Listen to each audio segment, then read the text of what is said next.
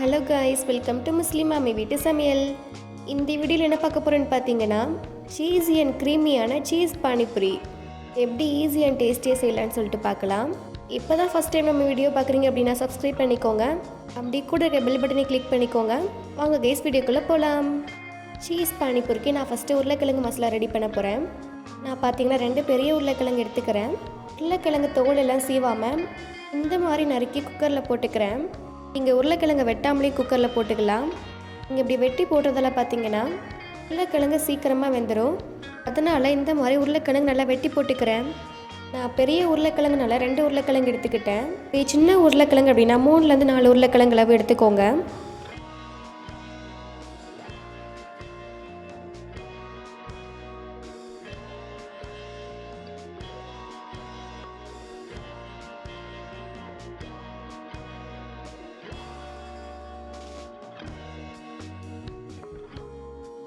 இப்போ பார்த்தீங்கன்னா எல்லாமே இந்த மாதிரி சின்ன சின்ன பீஸஸாக வெட்டி எடுத்தாச்சு. இப்போ இதை அப்படியே குக்கரில் போட்டு 3/4 செம்பு அளவுக்கு தண்ணி ஊற்றிக்கிறேன். இப்போது குக்கர் நல்லா டைட்டாக க்ளோஸ் பண்ணிவிட்டு கேஸை ஆன் பண்ணி ஃபாஸ்ட்டில் வச்சிடலாம். இப்போ பார்த்தீங்கன்னா நீங்கள் உருளைக்கிழங்கு எல்லாம் வெட்டி கொடுத்தால ஒரு 5 விசில் வந்தாலே போதும். கேஸை ஃபாஸ்ட்டில் வச்சுட்டு ஒரு 5லேருந்து 6 விசில் வந்த உடனே ஆஃப் பண்ணிடலாம்.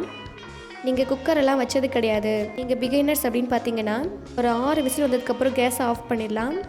கேஸ் ஆஃப் பண்ணிவிட்டு ஒரு 10 நிமிஷத்துக்கு அப்படியே விட்டுருங்க. ஓப்பன் பண்ண வேண்டாம். 10 நிமிஷம் கழித்து லைட்டாக அந்த விசிலை தூக்கி பாருங்கள். இதுலேருந்து ஆவி பறக்கலை அப்படின்ற டைமில் மட்டும் குக்கர் மூடியை ஓப்பன் பண்ணுங்கள்.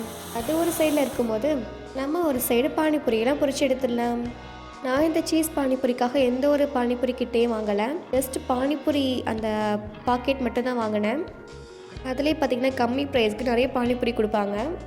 இப்போ நான் இந்த பானிபூரி எல்லாத்தையுமே எண்ணெயில் போட்டு நல்லா பொரிச்சு எடுத்து வச்சுக்கிறேன்.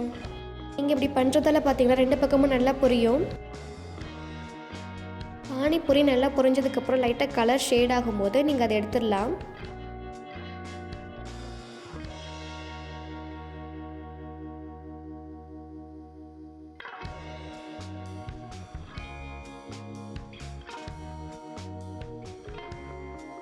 இப்போ பார்த்தீங்கன்னா லைட்டாக கலர் ஷேட் ஆகுது.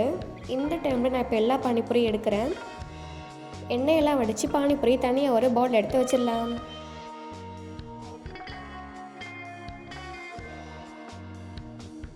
இப்போ நான் அதே மாதிரி என்கிட்ட உள்ள எல்லா பானிபூரிக்கும் இந்த மாதிரி பொரிச்சு எடுத்து வச்சிடுறேன். நீங்கள் இந்த மாதிரி பானிபூரி பொரிக்கும் போது கேஸை மீடியம் ஃப்ளேம்லேயே வச்சுக்கோங்க. இப்போ பார்த்தீங்கன்னா பானிபூரி ஒரு பக்கத்தில் ரெடி ஆயிடுச்சு. இப்போ நம்ம உருளைக்கிழங்கு மசாலாவை ரெடி பண்ணிடலாம்.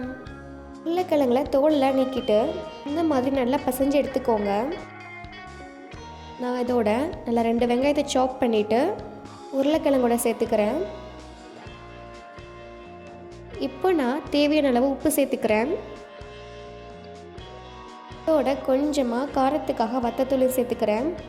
நான் பார்த்தீங்கன்னா ஒரு 3/4 டீஸ்பூன் அளவுக்கு வத்தத்தூள் சேர்த்துக்கிட்டேன். இப்போ இது எல்லாத்தையும் நல்லா மிக்ஸ் பண்ணி விட்டுக்கலாம்.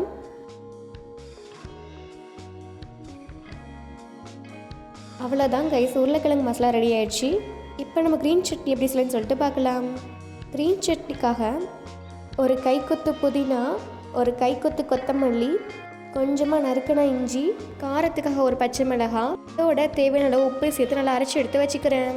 இப்போ பார்த்தீங்கன்னா ஒரு பவுலில் க்ரீன் சட்னி, ஒரு பவுலில் டொமேட்டோ கெச்சப், நம்ம ரெடி பண்ண உருளைக்கிழங்கு மசாலா, இன்னொரு பவுலில் ஓமப்பொடி, இதெல்லாம் இப்போ ரெடி பண்ணி வச்சாச்சு. இதோட நான் சீஸ் க்யூபையும் வச்சுக்கிட்டேன்.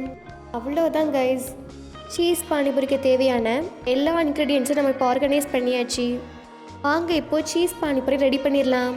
பானிபூரியை கொஞ்சமாக உடைச்சி விட்டு அதில் கொஞ்சமாக உருளைக்கிழங்கு மசாலாவையும் சேர்த்து அதுக்கு மேலே கொஞ்சமாக க்ரீன் சட்னியை வச்சுக்கிறேன். க்ரீன் சட்னியை வச்சு அதுக்கு மேலே கொஞ்சமாக டொமேட்டோ கெச்சப் ஊற்றிக்கிறேன். டொமேட்டோ கெச்சப் எதுக்குன்னு பார்த்தீங்கன்னா ஜஸ்ட் ஒரு ஸ்வீட்னஸ்க்காக தான் ஊற்றிக்கிறோம். இப்போ பார்த்தீங்கன்னா டொமேட்டோ கெச்சப் ஊற்றி அதுக்கு மேலே ஓமப்பொடி வச்சு பானிபூரி நல்லா ஃபில் பண்ணியாச்சு. இப்போ பார்த்தீங்கன்னா சீஸ் க்யூப்ஸை நல்லா துருவி இந்த மாதிரி பானிபூரி மேலே தூவி விட வேண்டியதுதான்.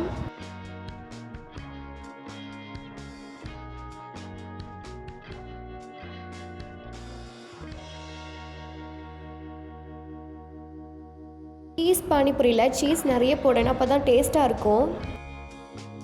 அவ்வளோதான் கைஸ், ஒரு ஈஸி அண்ட் டேஸ்டியான சீஸ் பானிபூரி ரெடி ஆயிடுச்சு. பார்த்தீங்கன்னா பார்க்கவே அவ்வளோ சூப்பராக இருக்குது. இதை வீட்டிலே ஈஸியாக ரெடி பண்ணிடலாம். உங்கள் குழந்தைங்களும் ரொம்ப விரும்பி சாப்பிடுவாங்க. நாங்கள் சாப்பிட்டு பார்த்தோம், டேஸ்ட் அல்டிமேட்டாக இருந்துச்சு. நீங்களும் ட்ரை பண்ணி பார்த்துட்டு எப்படி இருக்குன்னு சொல்லிட்டு கமெண்ட் பண்ணுங்கள். இந்த வீடியோ பிடிச்சிருந்தா லைக் பண்ணுங்கள், சப்ஸ்கிரைப் பண்ணுங்கள். மறக்காமல் உங்கள் ஃப்ரெண்ட்ஸ் அண்ட் ஃபேமிலிக்கு ஷேர் பண்ணிவிடுங்க. தேங்க்ஸ் ஃபார் வாட்சிங்.